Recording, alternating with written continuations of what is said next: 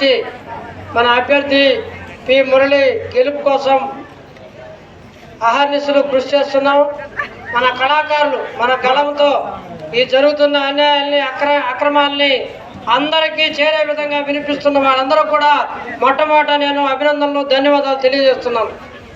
ఈరోజు మనం అనుకుంటున్నాం ఇక్కడ ఇండియా కూటమి తరఫున మురళి, లేదంటే వైసీపీ తరఫున అభినయ్ రెడ్డి, జనసేన తరఫున ఆరణ శ్రీనివాసులు పోటీ చేస్తున్నారు అని చెప్పి మనం అందరం అనుకుంటున్నాం. కానీ ఇక్కడ మన ఇండియా కూటమి తరఫున మురళి, వీళ్ళందరూ కలిసి బీజేపీ తరఫున పోటీ చేసేవాళ్ళని చెప్పి మనం భావించాలి. ఎందుకంటే వాళ్ళు ఓపెన్గా చెప్తున్నారు, మేము బీజేపీ దెబ్బకి తట్టుకోలేము, బీజేపీ కాకపోతే మేము నిలవలేము అని చెప్పి మాట్లాడుతున్నారు. మేము ఇక్కడ చెప్తున్నాం, మేము ఇండియా కూటమి తరఫున బీజేపీని ఎదిరిస్తాము, జైలుకైనా పోతాము, కాపాడుకుంటాము పేదల హక్కులు అని చెప్పి చెప్పాల్సిన పరిస్థితి వచ్చింది. ఎందుకనంటే జైలుకే భయపడేవాడు, కేసులకు భయపడేవాడు ఈరోజు అక్రమాలు చేయకుండా పోతే ఎందుకు ఈరోజు వంగి బీజేపీకి దండాలు పెడతారని చెప్పి నేను అడుగుతా ఉన్నా. అందుకని భయపడేవాళ్ళు, స్వలాభం చూసుకునేవాళ్ళు ఈరోజు ఎన్నికల్లో వచ్చి అమ్మ అయ్యా ఓటు ఏంటంటే బీజేపీకి పెట్టేదానికా, హక్కులను తీసుకుపోయి కాలు రాసేదానికా, దళితుల హక్కులను తీసుకుపోయి కాలు రాసేదానికా, రాజ్యాంగ హక్కులను పూర్తిగా సర్వనాశనం చేసేదానికా? ఏమయ్యా మీకు సిగ్గు సరం ఉంటే నేను రాజ్యాంగాన్ని కాపాడుతాను, బీజేపీని ఎదురిస్తానని చెప్పి ఒక్క మాట చెప్పను, ఎవరు చెప్పడు. అందువల్లే ఈరోజు మనం చెప్తున్నాం, ఇక్కడ బీజేపీ కాషాయ జెండాకి ఎర్ర జెండాకి వ్యతిరేకంగా జరుగుతున్న పోరాటం తప్ప ఇది ఇంకొకటి కాదని చెప్పేసి మనం చూడాలి. ఇక్కడ మీరందరూ కూడా గుర్తుపెట్టుకోండి. ఎందుకనంటే ఎర్ర జెండా ఈరోజు మేము చెప్తున్నాం, ఈ ఇద్దరు అభ్యర్థులు ఎక్కడైనా ఒక్క పేదోడికి ఒక్క ఇల్లు ఇచ్చారా? ఎక్కడైనా ఒక్క పేదోడికి ఒక్క ఉద్యోగం ఇచ్చాడా? ఎక్కడైనా ఒక పేదోడికి ఒక కూలి కావాలని పోరాడారా? ఎక్కడైనా ఒక పేదోడు జైల్లో ఉంటే విడిపించమని చెప్పి పోరాడినారా? వీళ్ళు మొత్తం కూడా కబ్జాలు చేసిన వాళ్ళు, జైలుకి ఆక్రమణలు చేసి పోతే పోలీసులు ఏదైనా పొరపాటు అరెస్ట్ చేస్తే వాళ్ళని విడుదల చేయమని చెప్పారు తప్ప ఒక ఆటో కార్మికుడు, బిల్డింగ్ కార్మికుడు, ఒక మహిళ ఈరోజు అన్యాయానికి గురై ఆ పోలీస్ స్టేషన్కి పోతే విడుదల చేయమని చెప్పి చెప్పలేరు, వాళ్ళు చెప్పరు. ఆ రకంగా నిలబడింది మనం వామపక్షాలు ఎర్ర జెండా అని చెప్పేసి మనం ఈరోజు ఆలోచించాలి.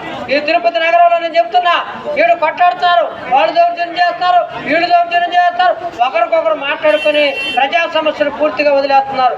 వెంకటేశ్వర స్వామి అంటే వాళ్ళ భక్తి కదా, వెంకటేశ్వర స్వామి మీద సత్యం చేసి చెప్పమను, మేము ఎన్నికల్లో డబ్బులు పంచము, డైరెక్ట్ గా ప్రజల అభిమానాన్ని పొందుతామని చెప్పాను, అప్పుడు చూపిస్తాం ఎర్ర జెండా సత్తా ఏమిటో అని చెప్పేసి నేను ఈ సవాలు చూస్తున్నా.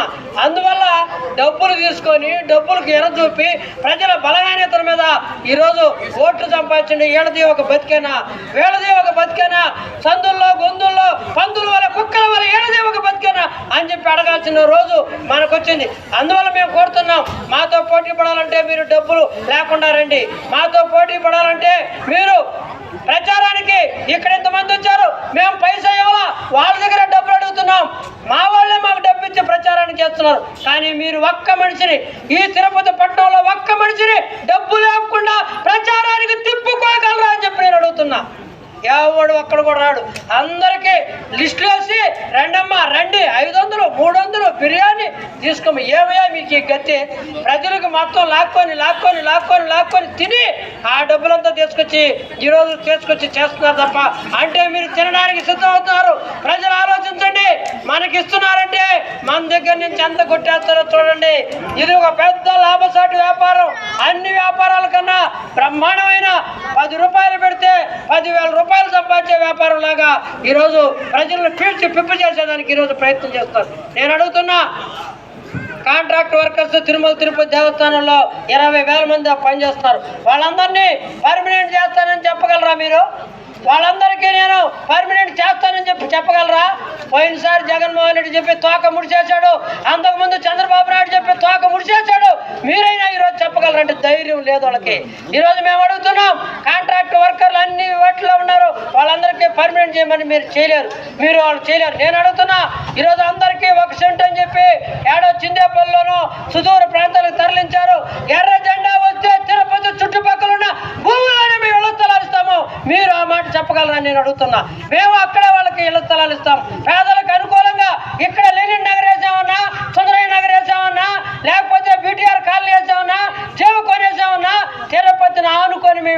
లేచి ఇల్లు ఇచ్చినాం. మీ జన్మానికి మీ బతుక్కి ఒక్క ఇళ్ళు ఒక్క కాలనీ నిర్మించే పరిస్థితి ఉందా? ఈ పేదలకి ప్రభుత్వం తరపున పక్కన ఇవ్వగలుగుతారా? ఆయనేమో అక్కడ దామిరేళ్ళు తెచ్చిపోయిచ్చాడు, ఈయనేమో ఇంకా చింతపల్లిలో ఇచ్చాడు. పేదోళ్ళు పని చేసుకునే దగ్గర ఇళ్ల స్థలాలు ఇవ్వలేని బతుక్కి మీకు ఏం సేవ చేస్తారని చెప్పేసి ఈరోజు ప్రశ్నిస్తున్నాం. అందువల్ల ఇది చాలా ముఖ్యమైనది. రాజ్యాంగాన్ని రక్షించుకునే కర్తవ్యంలో భాగంగా చేయాలి. మనకేం చెప్తారు? అవునా, మీ వెనక ఎర్రజెండాలు పట్టుకోండి, మీ వాళ్ళు మీకు ఓటేస్తే మీకు బ్రహ్మాండంగా వచ్చేస్తాయి నా ఓట్లో, మీరు ఎవరు గెలుస్తారన్నా, మీ వాళ్ళు చేయరని చెప్తున్నారు. ఇప్పుడు జనసేన వైసీపీ రెండు గెలిచిపోతాయి ఎన్నికల్లో.